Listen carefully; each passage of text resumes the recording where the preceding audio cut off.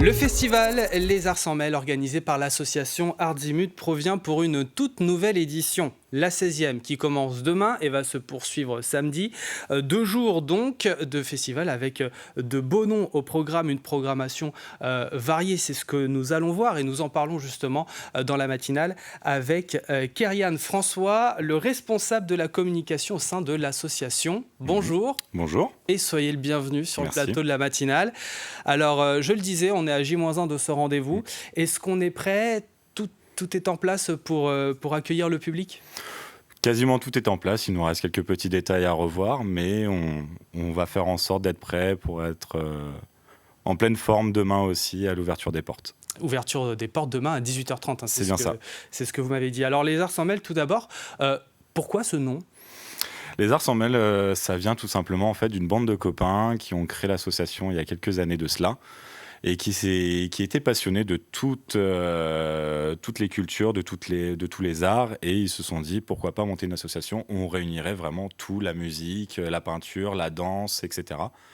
Donc ils se sont dit, vu qu'on mélange tout et que c'est des arts, pourquoi pas s'appeler les Arts Sans Mêle tout simplement. Et comment est venue l'idée de départ d'organiser ce festival ? C'est venu d'où en fait ? Comment ça a émergé ? On a commencé par faire des tout petites animations gratuites pour les enfants au début, et puis au fur et à mesure, en fait, on voit un peu plus les choses en grand, et on s'est dit pourquoi pas un jour monter une grande scène avec plein de lumière, plein de sons, plein de gens, et faire venir des grands artistes internationaux ou nationaux ou autres. Le parc donc, de la Godélinière au Langeais-Nusson va avoir de nombreux artistes de renom. Quel programme va-t-on retrouver à partir de demain ? À partir de demain, on va avoir en début de show Ritza, ensuite suivi d'Adèle Castillon, après demi-portion, Giorgio, et pour finir la soirée, Martin Solveig. Donc ce sont des noms connus quand même que vous amenez du côté des Langeais-Nusson. Comment on attire ce genre d'artistes ? Alors là, j'ai vu que l'année dernière, pour la 15e édition, vous avez eu un petit peu en tête d'affiche Yannick Noah. Comment on arrive à faire ça ?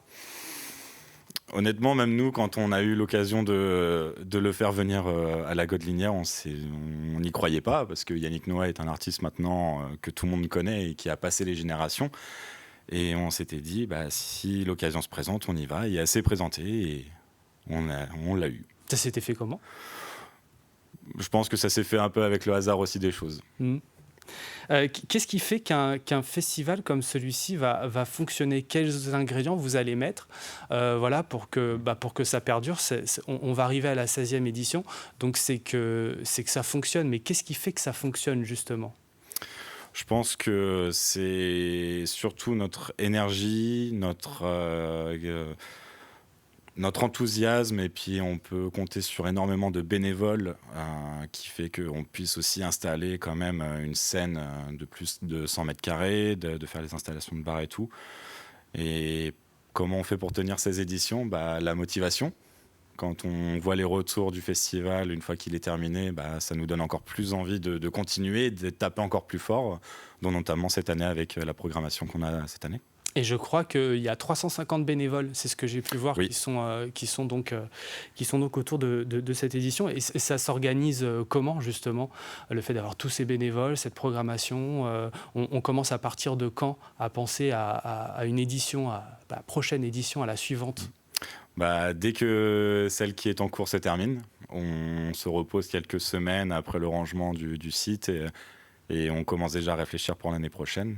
Et pour tout ce qui est bénévole, ça se prépare quasiment 4-5 mois à l'avance, parce qu'il faut remplir un formulaire, il faut faire du démarchage aussi, aller voir les gens, faire de la communication aussi là-dessus. Donc ça veut dire que là, vous commencez peut-être à déjà penser à la 17e édition, quelques artistes peut-être que vous avez déjà... Ou alors c'est encore trop tôt, on laisse passer... Ouais, c'est encore un petit peu trop tôt. On est vraiment à fond dans celle-là et on verra après quand elle sera terminée. Est-ce que si ce festival continue à se développer, il pourrait éventuellement pas passer sur 3 jours ? Je sais pas. L'avenir nous le dira, je pense. Ouais. Mais je pense que non, le système de 2 jours... fonctionne très bien, ainsi, oui, s'il y a de plus en plus de monde, pourquoi pas y songer aussi. Qu'est-ce que vous diriez à nos téléspectatrices, téléspectateurs pour leur donner envie, les inciter encore plus à venir donc au Langeais-Nusson demain ? Je leur dirais tout simplement que vu la météo dans ce moment, et ce week-end s'annonce plutôt pas mal, donc c'est une bonne raison A pour priori. sortir, a priori. Et que voir des artistes tels que Martin Solveig ou Eddie De Pretto, c'est pas tous les jours qu'on voit ça dans une petite commune qui est la nôtre. Comment on fait pour avoir plus d'informations ? Tout simplement en suivant nos réseaux sociaux sur Facebook ou Instagram, Les Arts Sans Mêle, ou directement sur notre site internet art-zimut.org.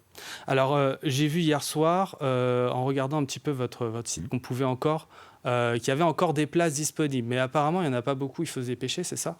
C'est ça, il n'en reste plus beaucoup pour le vendredi et le samedi, donc il faut vite se D'accord. dépêcher. Et sinon, il y a peut-être un pass pour les 2 jours. Là, il y en a encore des places ou, Non, malheureusement, le pass de jour a été sold out, donc il n'en reste plus du tout dans les stocks. Et pour les campeurs, j'ai vu qu'il y avait un camping aussi. Ça, c'est pour rester un petit peu dans les infos pratiques. Il y a moyen. Comment ça marche si on veut se loger sur place ? Il faudra tout simplement se présenter vendredi à partir de 16h à l'entrée du camping, et puis nos équipes se chargeront de vous placer confortablement, et il y aura tout ce qu'il faut. Donc il y a un endroit dédié donc, pour les campeurs sur le site directement. C'est facile à trouver. Facile à trouver, et puis du camping jusqu'au site du festival, on a un petit chemin boisé, donc c'est parfait. Tout est bien signalé. Martin Solveig, je rappelle le programme. On a Martin Solveig, Adèle Castillon ou encore Demi-Portion. Ça, c'est pour demain. Eddie De Pretto, Synapson ou Bien Fait samedi. C'est bien ça. Hein. C'est ça. C'est ça. Il y en a pour tout le monde. Je disais, la programmation est variée. Je rappelle que donc le festival Les Arts Sans Mêle s'est organisé par l'association Art-Zimut et que vous êtes donc le responsable de la communication. Bon festival, on espère que... Bon, a priori, il fait beau. On espère que ça va continuer comme ça. On vous souhaite une bonne météo, un bon festival donc à partir de demain jusqu'à samedi. Merci beaucoup, Kerian, d'être venu nous en parler sur le plateau de la matinale.